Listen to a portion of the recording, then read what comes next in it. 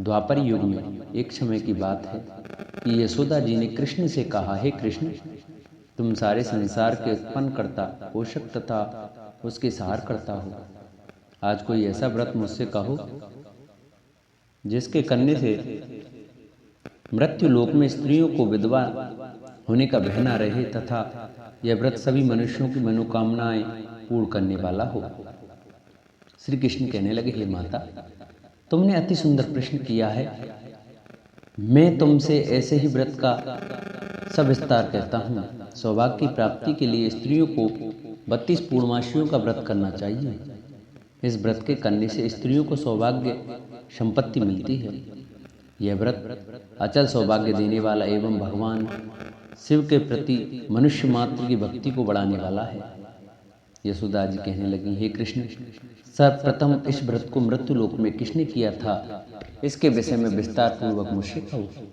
श्री कृष्ण जी कहने लगे कि इस भूमंडल पर एक अत्यंत प्रसिद्ध राजा चंद्रहास से पालित अनेक प्रकार के रत्नों से परिपूर्ण कातिका नाम की एक नगरी थी। वहां पर धनेश्वर नाम का एक ब्राह्मण था और उसकी अति सुशीला रूपवती पत्नी थी। दोनों ही उस नगरी में बड़े प्रेम के साथ रहते थे। घर में धन धान्य आदि की कमी नहीं थी। उनको एक बड़ा दुख था कि उनकी कोई संतान नहीं थी। इस दुख से वे अत्यंत दुखी रहते थे। एक समय एक बड़ा तपस्वी योगी उस नगरी में आया। वह योगी उस ब्राह्मण के घर को छोड़कर अन्य सब घरों से भिक्षा लेकर भोजन किया करता था। रूपवती से वह भिक्षा नहीं लिया करता था। उस योगी ने एक दिन रूपवती से भिक्षा न लेकर किसी अन्य के घर से भिक्षा लेकर गंगा किनारे जाकर भिक्षान्न को प्रेम पूर्वक खा रहा था कि धनेश्वर ने योगी का यह सब कार्य किसी प्रकार से देख लिया। अपनी भिक्षा के अनादर से दुखी होकर धनेश्वर योगी से बोला, महात्मन, आप सब घरों से भिक्षा लेते हैं परंतु मेरे घर की भिक्षा कभी नहीं लेते। इसका क्या कारण है? योगी ने कहा कि निसंतान के घर की भीख पतितों के अन्न के तुल्य होती है और जो पतितों का अन्न खाता है वह भी पतित हो जाता है। क्योंकि तुम निसंतान हो, अतः पतित हो जाने के भय से मैं तुम्हारे घर की भिक्षा नहीं लेता।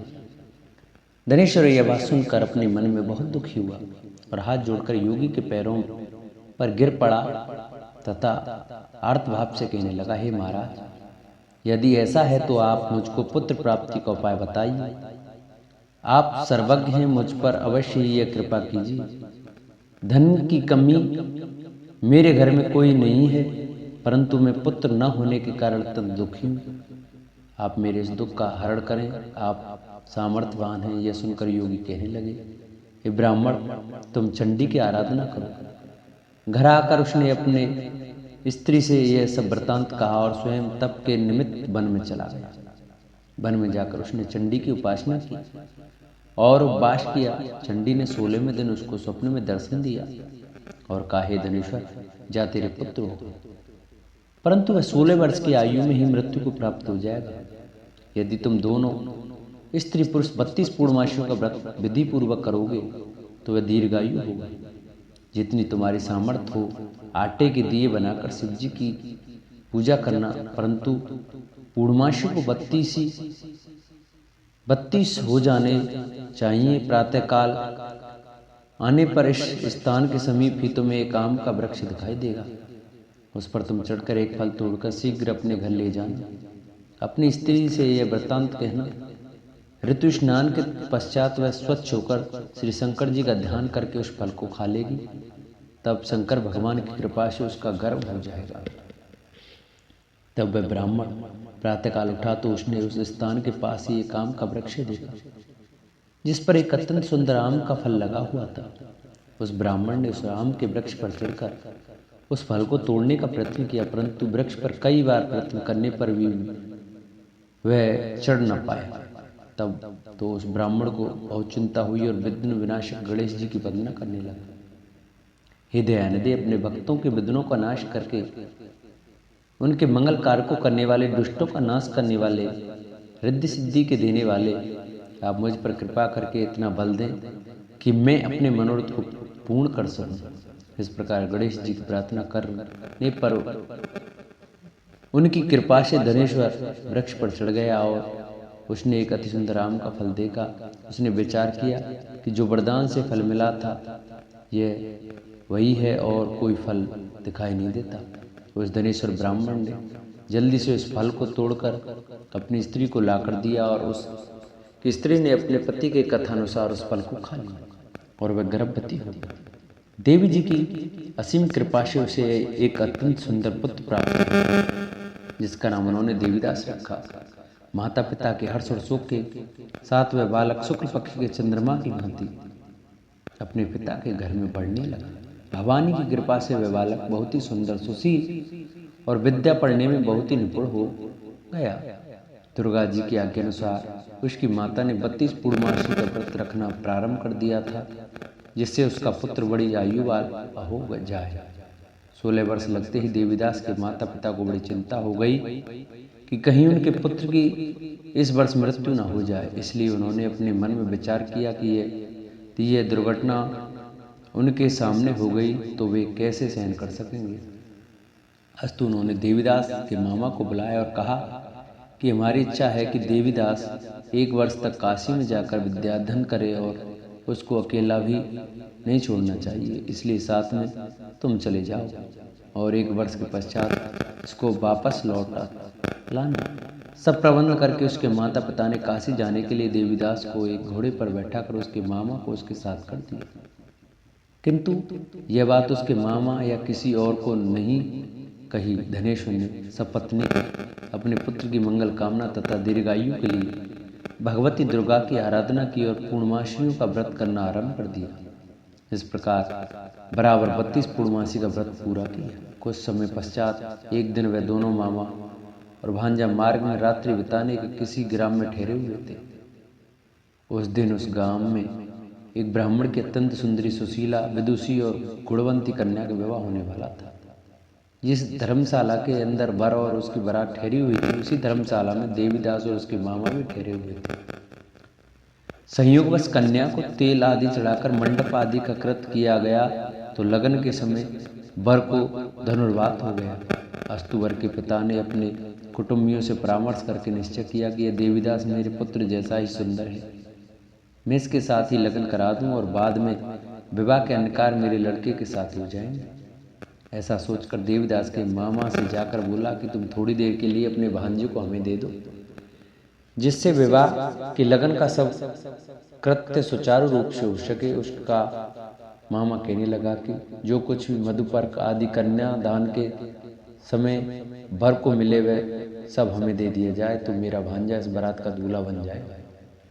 यह बात वर के पिता ने स्वीकार कर लेने पर उसने अपना भांजा वर बनने को भेज दिया और उसके साथ सब विवाह कार्य रात्रि में विधिपूर्वक संपन्न हो गया। पत्नी के साथ वह भोजन न कर सका और अपने मन में सोचने लगा कि न जाने यह किसकी स्त्री होगी। वह एकांत में इसी सोच में कर्म निश्वास छोड़ने लगा तथा उसकी आंखों में आंसू भी आ गए। तब वधू ने पूछा कि क्या बात है, आप इतने उदासीन व दुखी क्यों हो रहे हैं। तब उसने सब बातें जो वर के पिता व उसके मामा में हुई थी उसको बता दी। तब कन्या कहने लगी कि यह ब्रह्म विवाह के विपरीत हो कैसे सकता है। देव, ब्राह्मण और अग्नि के सामने मैंने आपको ही अपना पति बनाया, इसलिए आप ही मेरे पति हैं। मैं आपकी ही पत्नी रहूंगी, किसी अन्य की कदापि नहीं। तब देवीदास ने कहा ऐसा मत करिए, क्योंकि मेरी आयु बहुत थोड़ी है। मेरे पश्चात आपकी क्या गति होगी, इन बातों को अच्छी तरह विचार लो। परंतु वह दृढ़ विचार वाली थी। बोली कि जो आपकी गति होगी वह मेरी गति होगी। हे स्वामी, आप ठहरिए और भोजन करिए, आप निश्चय ही भूखे होंगे। इसके बाद देवीदास और उसकी पत्नी दोनों ने भोजन किया तथा शेष रात्रि वे सोते रहे। प्रातःकाल देवीदास ने अपनी पत्नी को 3 नगों से जड़ी हुई एक अंगूठी थी, एक रूमाल दिया और बोला, हे प्रिय, इसे लो और संकेत समझकर स्थिर चित्त हो जाओ। मेरा मरण और जीवन जानने के लिए एक पुष्प वाटिका बना लो, उसमें सुगंधी वाली एक नवमल्लिका लगा लो, उसको प्रतिदिन जल से सिंचा करो और आनंद के साथ खेलो कूदो तथा उत्सव मनाओ। जिस समय और जिस दिन मेरा प्राणांत होगा ये फूल सूख जाएंगे और जब ये फिर हरे हो जाएं तो जान लेना कि मैं जीवित हूँ। ये बात निश्चय करके समझ लेना, इसमें कोई संशय नहीं है।